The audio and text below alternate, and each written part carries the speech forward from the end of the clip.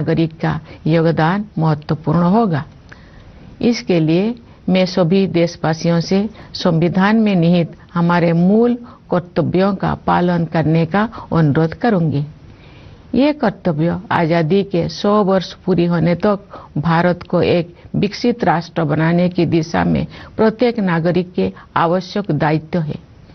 इस संदर्भ में मुझे महात्मा गांधी का स्मरण होता है। बापू ने ठीक ही कहा था, जिसने केवल अधिकारों को चाहा है, ऐसे कोई भी प्रजा उन्नति नहीं कर सकी है। केवल वही प्रजा उन्नति कर सकी है जिसने कर्तव्यों का धार्मिक रूप से पालन किया है। मेरे प्यारे देशवासियों, गणतंत्र दिवस हमारे आधारभूत मूल्यों और सिद्धांतों को स्मरण करने का एक महत्वपूर्ण अवसर है।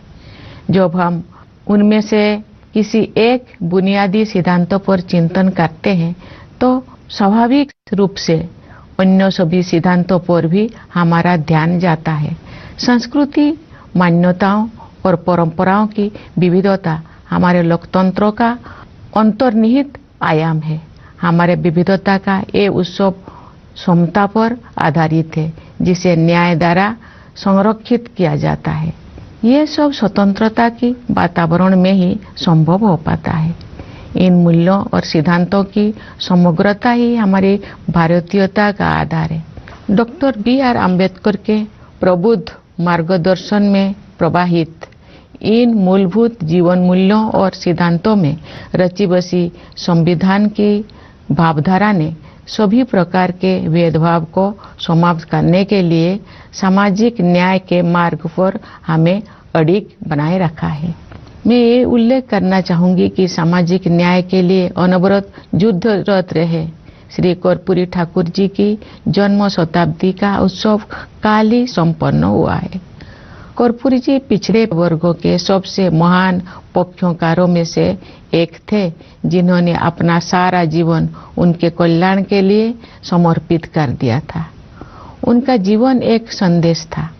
अपने योगदान से सार्वजनिक जीवन को समृद्ध बनाने के लिए मैं कर्पूरी जी को अपनी श्रद्धांजलि अर्पित करती हूँ। हमारे गणतंत्र की मूल भावना से एकजुट होकर 140 करोड़ से अधिक भारतवासी एक कुटुंब के रूप में रहते हैं। दुनिया के सबसे बड़े इस कुटुंब के लिए सह अस्तित्व की भावना भूगोल द्वारा थोपा गया बोझ नहीं है, बल्कि सामूहिक उल्लास का सहज स्रोत है, जो हमारे गणतंत्र दिवस के उत्सव में अभिव्यक्त होता है।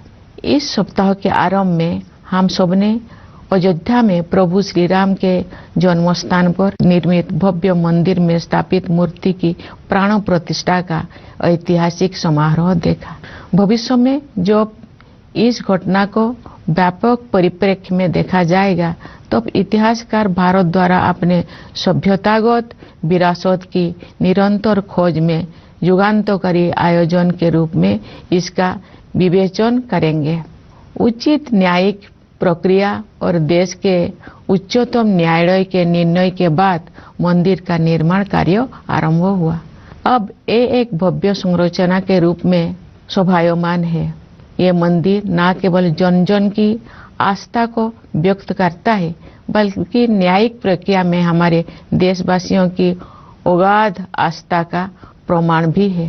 प्यारे देशवासियों, हमारे राष्ट्रीय त्योहार ऐसे महत्वपूर्ण अवसर होते हैं जब हम अतीत पर भी दृष्टिपात करते हैं और भविष्य की ओर भी देखते हैं। पिछले गणतंत्र दिवस के बाद के एक वर्ष पर नजर डालें तो हमें बहुत प्रसन्नता होती है। भारत की अध्यक्षता में दिल्ली में G20 शिखर सम्मेलन का सफल आयोजन एक अभूतपूर्व उपलब्धि थी। G20 से जुड़े आयोजनों में जन सामान्यों की भागीदारी विशेष रूप से उल्लेखनीय है। इन आयोजनों में विचारों और सुझावों का प्रभाव ऊपर से नीचे की ओर नहीं, बल्कि नीचे से ऊपर की ओर था। उस भव्य आयोजन से ये सीख भी मिली है कि सामान्य नागरिकों को भी ऐसे गहन तथा अंतर्राष्ट्रीय महत्व के मुद्दे में भागीदार बनाया जा सकता है, जिसका प्रभाव अंततः उनके अपने भविष्य पर पड़ता है। G20 शिखर सम्मेलन के माध्यम से ग्लोबल साउथ की आवाज के रूप में भारत के अभ्युदय को भी बढ़ावा मिला, जिससे अंतर्राष्ट्रीय संवाद की प्रक्रिया में एक आवश्यक तत्व का समावेश हुआ। जब संसद ने ऐतिहासिक महिला आरक्षण विधेयक पारित किया तो हमारा देश स्त्री पुरुष समानता के आदर्शों की ओर आगे बढ़ा। मेरा मानना है कि नारी शक्ति बंधन अधिनियम महिला सशक्तिकरण का एक क्रांतिकारी माध्यम सिद्ध होगा। इससे हमारे शासन की प्रक्रियाओं को बेहतर बनाने में भी बहुत सहायता मिलेगी। जब सामूहिक महत्व के मुद्दों पर महिलाओं की भागीदारी बढ़ेगी तो हमारी प्रशासनिक प्राथमिकताओं का जनता की आवश्यकताओं के साथ बेहतर सामंजस्य बनेगा। इसी अवधि में भारत चंद्रमा के दक्षिणी ध्रुव के क्षेत्र पर उतरने वाला पहले देश बना।